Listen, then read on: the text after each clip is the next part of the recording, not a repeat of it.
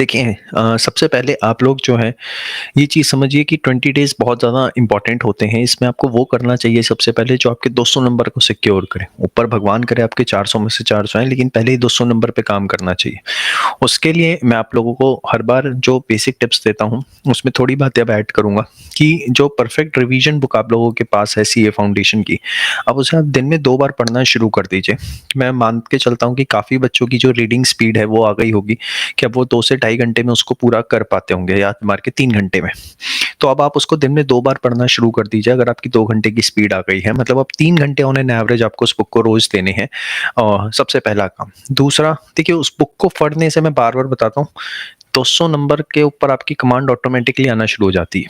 Eco BC के उसमें इतना अच्छा है, मैथ्स के सारे फॉर्मूले प्रॉपर्टीज़ आ जाती हैं, लॉ का बेसिक कंटेंट सारा याद हो जाता है, अकाउंट्स का थ्योरी और प्रैक्टिकल कॉन्सेप्ट रिवाइज़ हो जाते हैं। तो बहुत अच्छी चीज़ वहाँ पे आपको हेल्प मिलती है। सेकंड, इसके बाद क्या करना है, आपको कोशिश करनी है कि रोज़ कम से कम 1 मॉक टेस्ट पेपर किसी ना किसी सब्जेक्ट का आप सॉल्व करें और चेक करवाएँ।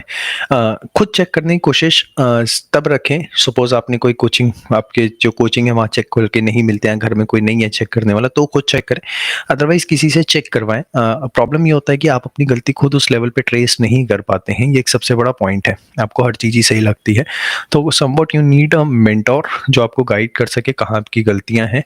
9.0 जो जिन्होंने ले रखा है वो तो जितने मॉक टेस्ट हैं वो दीजिए और उनमें आपको हम चेक करके देते हैं कि आपकी क्या गलती है।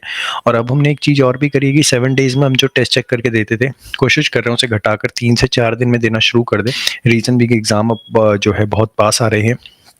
तीसरी चीज़, परफेक्ट प्रैक्टिस बुक्स जो हैं उस पे बहुत ज़्यादा अपना जो है आप लोगों को फोकस रखना है और कुछ करने की ज़रूरत नहीं है। इंपॉर्टेंट क्वेश्चंस की एक लिस्ट दी गई है परफेक्ट रिवीजन बुक के अंदर मैथ्स स्टेट्स एलआर की, तो उसको अच्छे से करिएगा। मैं ये नहीं कह रहा पूरा पेपर उसमें से आएगा, बट वो क्वेश्चंस ऐसे हैं जो आपको बहुत अच्छे से देखने चाहिए, कहीं ना कहीं आपके लिए हेल्पफुल रहेंगे। ठीक है, पास होने के लिए मेरी एक वीडियो है, how to 101% clear CA foundation. How to 101% clear CA foundation मेरा एक वीडियो है, उसको बहुत अच्छे से आप देख लो, आपको समझ में आ जाएगा सीए फाउंडेशन किस तरीके से पार करना है। वो वीडियो इसी चैनल पर अवेलेबल है। परफेक्ट प्रैक्टिस बुक जो है उसको आप एक एक क्वेश्चन को अच्छे से कर लीजिए, और खासकर sales of goods act, partnership, LLP, अगर ये 3 एक्ट आपने अच्छे से कर दिए, मैं आप लोगों को सबको बता रहा हूँ, जिसको डर लग रहा है ना फाउंडेशन होगा या नहीं होगा, 1 हफ्ते में एहसास हो जाएगा कि फाउंडेशन हो जाएगा। मैं ये नहीं कह रहा 400 में से 500 लिया होगे, बट यस, 200 नंबर का target is not the big deal, you can achieve it. तो you what we need is self management. Self management is something कि हम उसको कैसे यूटिलाइज करें बेटर वे में, और वो हमारे हाथ में है। तो आप देखिए सबसे पहले कहाँ आपकी गलतियाँ हो रही हैं। मेरी सबसे हिसाब से सबसे बड़ी गलती होती है कि अगर आप सुबह समय पर नहीं उठ रहे हैं तो आपका आधा दिन तो वैसे ही वेस्ट हो जाता है। तो कोशिश करिए सुबह 3 बजे उठिए, 3:30 बजे उठिए। ये ठंड का एक्सक्यूज़ लेने की ज़रूरत नहीं है, ठीक है। तो आप सुबह 3 बजे उठ के सबसे पहले एज ए स्टूडेंट, मैं सभी बच्चों को बार-बार कहता हूँ कि 3 बजे का रूटीन बिल्कुल मिस मत करो, वो बहुत ज़रूरी है। क्योंकि अगर आप 3 बजे उठ जाते हो ना, उस दिन आपकी वैसे ही आप समझ लो प्रोडक्टिविटी 1.5 गुना हो गई। मैथ्स में calculus, permutation, combination, theoretical distribution, probability, ये 4 चैप्टर अगर अभी आपके नहीं हुए हैं या आपकी कमांड नहीं आई है और आपका दिसंबर 21 अटेम्प्ट है, तो अब आपको इसको करने की ज़रूरत नहीं है। अब आप इसको छोड़ सकते हैं क्योंकि उतना समय आपके पास नहीं है और एग्जाम में कोई इतनी बड़ी वेटेज ये जो है नहीं रखते हैं, ठीक है। लॉ एंड पीसीआर में बार-बार बोल रहा हूँ, sales of goods act, partnership, LLP, ये 3 एक्ट आप लाइटली लेते हो और यहाँ से 30 नंबर का पेपर आता है। कॉन्ट्रैक्ट एक्ट कंपनी में कितनी जान लगा लो, मात्र 30 नंबर का आएगा ये।